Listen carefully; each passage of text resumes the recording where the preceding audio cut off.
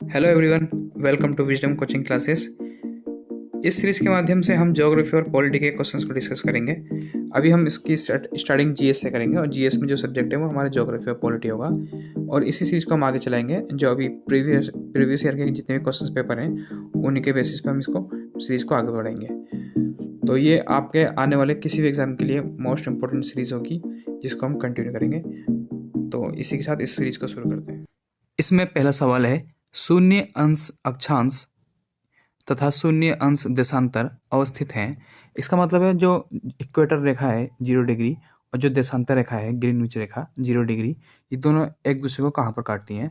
तो इसका आंसर है ऑप्शंस ए, अटलांटिक महासागर, जहाँ पर 0 डिग्री अक्षांश रेखा और 0 डिग्री देशांतर रेखा दोनों एक दूसरे को काटती हैं, वो बिंदु है अटलांटिक महासागर। इसमें अगला प्रश्न है, जिस तारामंडल के तारे ध्रुव तारे की ओर संकेत करते हैं वह है। इसका आंसर है ऑप्शन सप्तऋषि। सप्तऋषि के जो अंतिम 2 तारे होते हैं उनकी दिशा ध्रुव तारे की ओर होती है, या हम कह सकते हैं ध्रुव तारा जो सबसे चमकता हुआ तारा होता है उस ओर सप्तऋषि के 2 तारे इंडिकेट करते हैं, और ध्रुव तारा पृथ्वी की उत्तरी दिशा को दिखाता है हमेशा। इसमें अगला प्रश्न है, निम्नलिखित में से कौन सा सौरमंडल का भाग नहीं है? तो इसका आंसर है ऑप्शन डी, निहारिका। अगला प्रश्न है, सूर्य से दूरी के क्रम में निम्नलिखित में से कौन से 2 ग्रह मंगल और यूरेनस के बीच में है? इसका आंसर है ऑप्शन बी, बृहस्पति और शनि। अगर हम सूर्य से दूरी के क्रम देखें तो सबसे पहले बुध आता है, बुध के बाद शुक्र, पृथ्वी, मंगल, बृहस्पति, शनि, अरुण और वरुण। तो इस प्रकार से यूरेनस और मंगल के बीच में 2 ग्रह आते हैं, शनि और बृहस्पति। अगला प्रश्न है, आकाशगंगा या मिल्की वे वर्गीकृत की गई है। मतलब आकाशगंगा जो हमारी गैलेक्सी है उसका आकार किस प्रकार से है? तो हमारी जो आकाशगंगा है वो है सर्पिलाकार। तो इसका आंसर है ऑप्शन ए, सर्पिलाकार गैलेक्सी के रूप में। अगला प्रश्न है, निम्नलिखित में से कौन सा ग्रह सबसे कम समय में सूर्य का चक्कर लगाता है? तो इसका आंसर है ऑप्शन बी, बुध।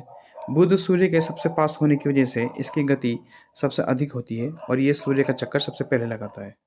अगला प्रश्न है, हमारे अंतरिक्ष में कितने तारामंडल हैं? तो हमारे अंतरिक्ष में टोटल 88 या 88 तारामंडल हैं, या जिन्हें नक्षत्र भी कहते हैं। अगला प्रश्न है, सूर्य और पृथ्वी के बीच औसत दूरी कितनी है? तो इसका आंसर है ऑप्शन डी, 150 × 10⁶ किलोमीटर, या इसको हम 15 करोड़ किलोमीटर या 14 करोड़ 96 लाख किलोमीटर भी कहते हैं। अगला प्रश्न है, सूर्य तथा पृथ्वी के मध्य ग्रह हैं। तो इसका आंसर है ऑप्शन सी, बुध और शुक्र सूर्य और पृथ्वी बीच में अवस्थित हैं। अगला प्रश्न है, निम्नलिखित ग्रह युग्मों में से कौन बिना उपग्रह के हैं? इसका आंसर है ऑप्शन डी, बुध और शुक्र। अगला प्रश्न है, निम्नलिखित युग्मों में से कौन सम्मिलित नहीं है या कौन सा सही नहीं है? तो इसका आंसर है ऑप्शन डी, सौरमंडल का मंदतम गति वाला ग्रह नेपच्यून है, या जिसको वरुण कहते हैं।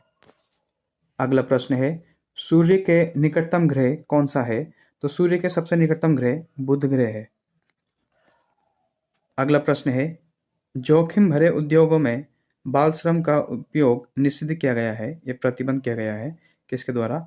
तो इसका आंसर है ऑप्शन डी, भारत के संविधान आर्टिकल 23 में और 24 में इस बारे में बात कही गई है, और सुप्रीम कोर्ट भी समय समय पर इसमें डिसीजन देता रहता है। तो 1996 में सुप्रीम कोर्ट ने सबसे पहले इसमें निर्णय दिया था। तो इसका आंसर हुआ ऑप्शन डी। अगला प्रश्न है, भारतीय संविधान का कौन सा अनुच्छेद प्रेस की स्वतंत्रता को आश्वासित करता है या प्रेस को स्वतंत्रता का अधिकार देता है?